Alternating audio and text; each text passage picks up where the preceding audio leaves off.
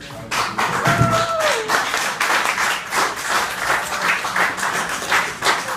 evening, ladies and gentlemen. Welcome to Broadway Comedy Club for Comics Love Bernie 2, the sequel.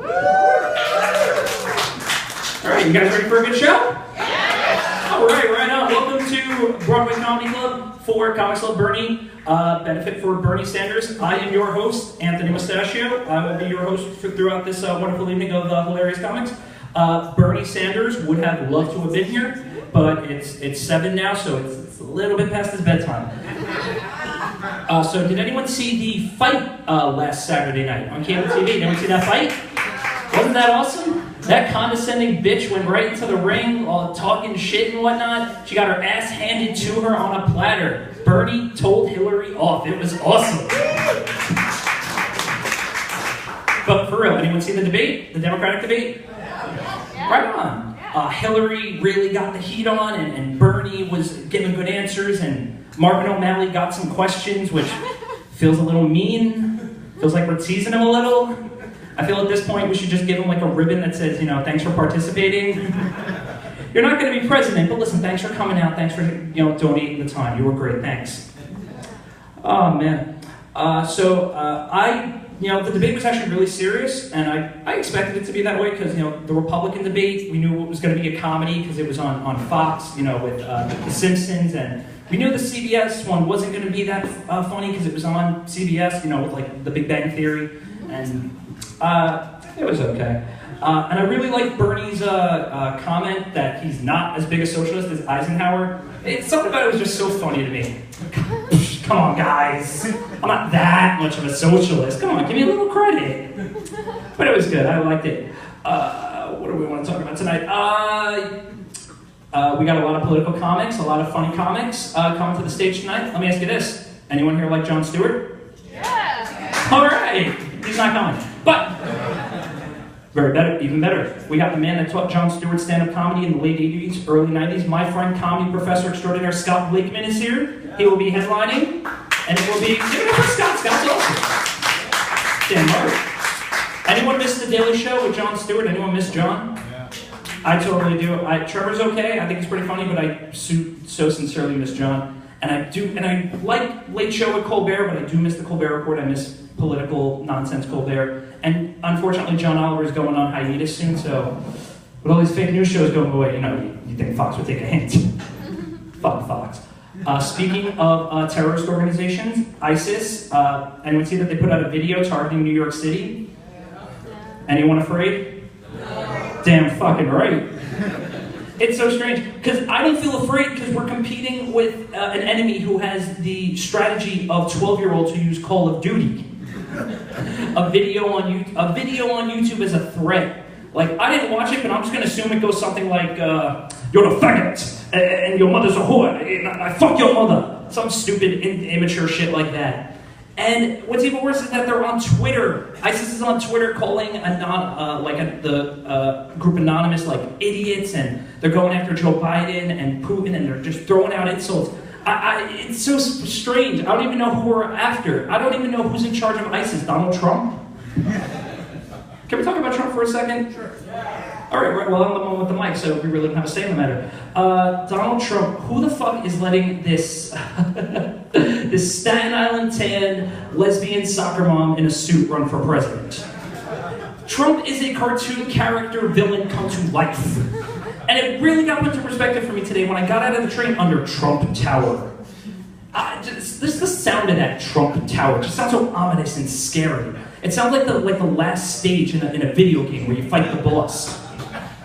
Hey Luigi, he kidnapped the princess, and he took all her money. He took all her money? Yeah, he just declared his 4th bankruptcy. He needs a little extra cash. Where'd he take her to? Trump Tower. Trump fucking Tower. It just, I don't know. Just to put that into perspective for me, do we have any Republicans in the audience? Damn fucking right, we don't. But like, if we had hypothetical Bill O'Reilly here, imagine if Obama started calling the White House the Obama Mansion. Can you imagine the fear that would put in their hearts? That's how I feel about Trump Tower. So I'm a 90s born millennial, and millennials, we usually get a bad rap. But in our defense, our first Batman, if you were a 90s millennial, your first Batman was George Clooney, so can you really blame us for how we turned out? As a millennial, I do feel that I'm responsible to help save the world, which is a little scary since I didn't ask for this.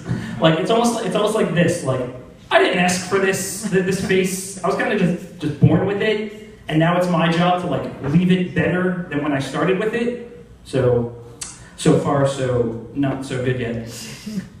And one of the ways we gotta like help with the world is climate change. Luckily, millennials, smart ones at least, we do acknowledge that climate change is real and it is a serious threat. It's not just some big hoax on the American people like, UFOs or Bigfoot or Ben Carson's medical degree.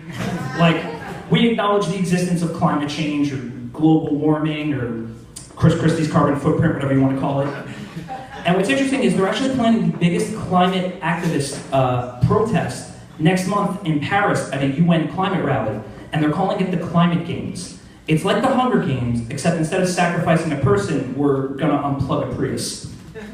Another way we, as millennials, I feel we could change the world, make it better, is fighting income inequality, like my main man Bernie's doing.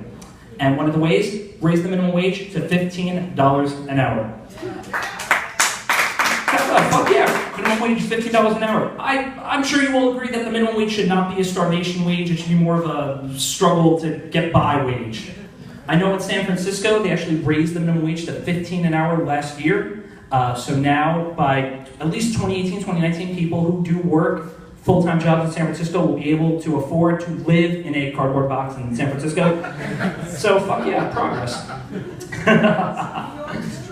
Damn right, that's true. Thank you.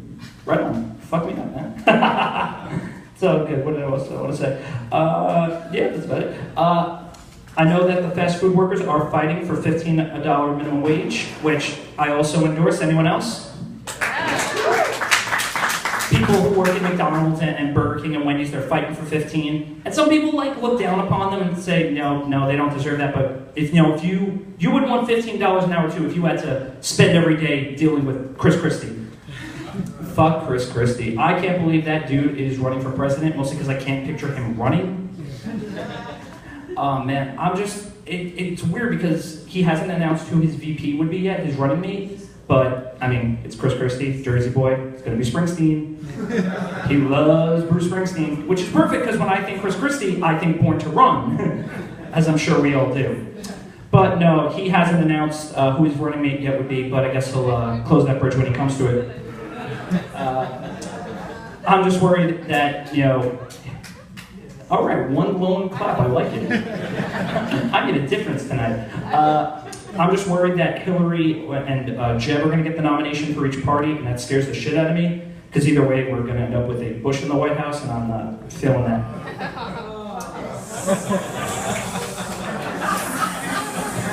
Wah, wah. They were also looking for John McCain. I hear they were looking for John McCain to jump in, because that worked so fucking well the last time he did it. He hasn't said he might be running in 2016, but Sarah Palin said she'll definitely consider running for president in 2017. But, we're all here tonight. We're all here for a good reason. We're all here in agreement because we're tired of the country being run by the big wealthy corporations, the 1% who have their pulling the strings on everything. We're fucking sick and tired of that, am I right? Yeah! We're ready to take this country back, and people all over the country, whether you're young, you're old, you're left or right, you're Democrat or you're wrong, we're all in agreement that it's time for a political revolution. We're ready for change, we're ready to fight, we're ready to feel the burn. Are you guys ready for your first comic? All right, come to the stage now. I hope she's funny, because I don't know a fucking single thing about her. Give it up for Allison Grillo.